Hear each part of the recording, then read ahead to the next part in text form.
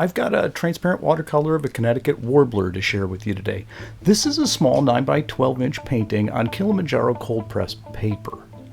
I was lucky enough to get photo reference for this painting on our family's yearly spring birding trip to Northwest Ohio during peak warbler migration.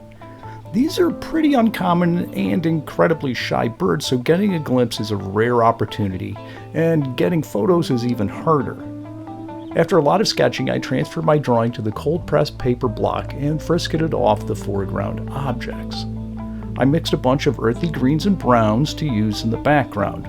My lightest color was mostly yellow ochre with a bit of phthalo green, lemon yellow, and a little burnt sienna. My middle brown was mostly burnt sienna with some ultramarine blue to knock back the saturation a little.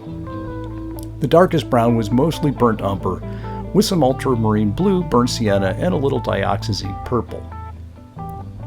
I pre-wet my page for a minute or two to ensure that it was evenly wet before washing in the background to give a smooth and blurry effect. Starting at the top of the page, I worked down the painting, adding pigment with a 1-inch flat brush. Because the paper was tilted, gravity helped pull the pigments down the page smoothly. Once I got to the bottom, I sucked off any areas that were puddling with a dry paintbrush. This helps prevent back runs in the clean wash.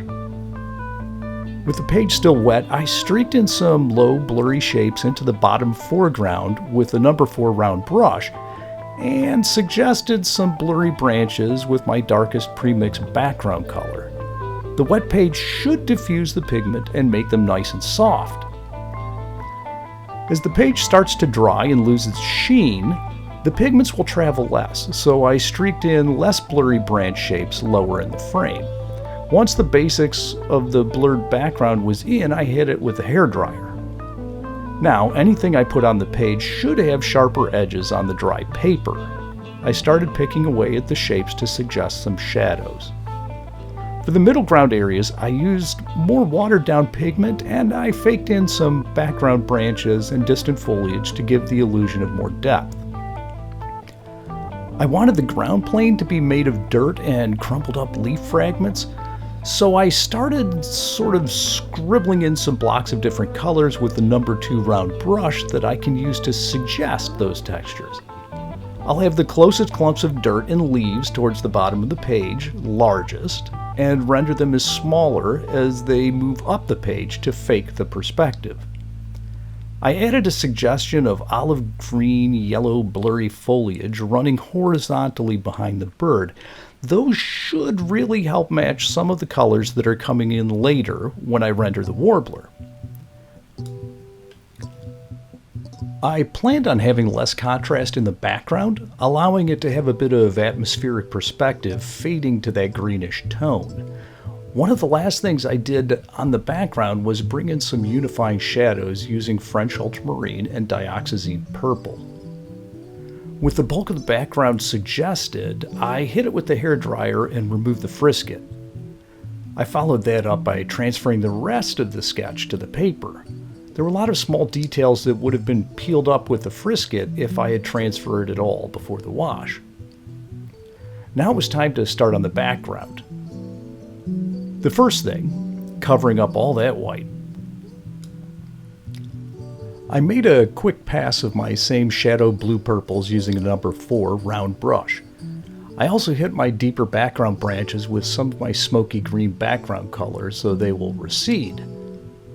After that, I just covered up all the areas with the lightest local colors. Almost everything from here out was done with the number 2 round brush.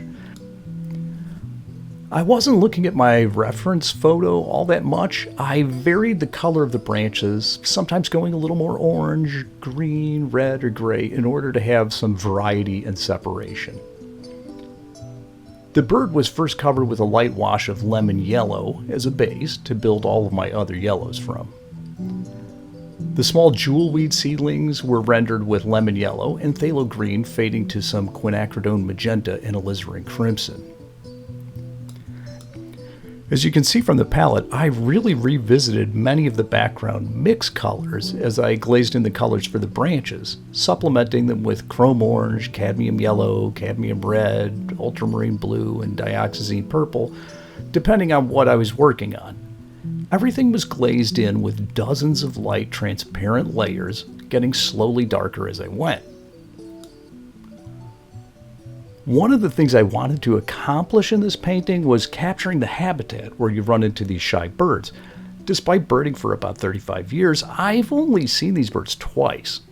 It took about 15 years before I got my first one and another 15 until the next. Each time it was a lot of work, waiting and looking for a skulking bird in pretty dense ground cover. So many times I was searching around for ground warblers, occasionally finding ovenbirds, northern and Louisiana water thrush, or if you're really lucky, mourning warbler or Connecticut warbler. The unicorn you always hoped for but never expected to find was a Connecticut.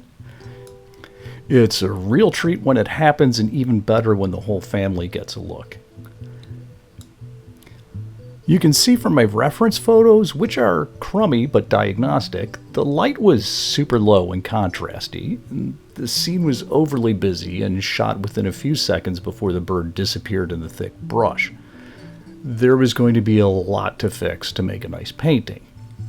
I wanted the bird to be apparent, but still showing how well it can blend in with the habitat.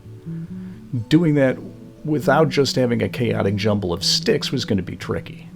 To kind of tame the scene, I chose to add a lot of background blurring and to reduce the contrast selectively in the frame. Both of these things will give the feeling of activity without being as neurotic and busy as reality. Having a few background areas with plain light green and less information should be relaxing. Your eye would have a transition from the busy, less contrasty bottom of the page, moving to a full contrast, detailed middle band with the bird and the branches, and finishing up with a more relaxed top. At the same time, I'd retained some of those branches as pathways, framing up segments of the painting as it went to the top. I chose to hold back on the contrast and color saturation on these branches in order not to compete with the other sections and pull your eye off the page. At least that was the plan. There were some other things I did to make more sense of this complex scene. I used unifying purple-blue shadows and an overall greenish palette to pull things together. I added some lichens to the branches to make things a bit more interesting.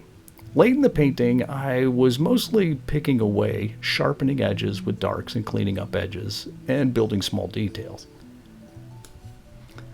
After darkening up the bottom of the bird's neck a bit, I called it quits.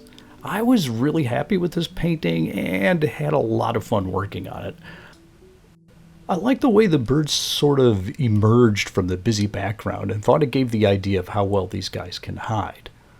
Well, thanks for taking the time out to see the painting take shape. I hope you get a chance to paint soon.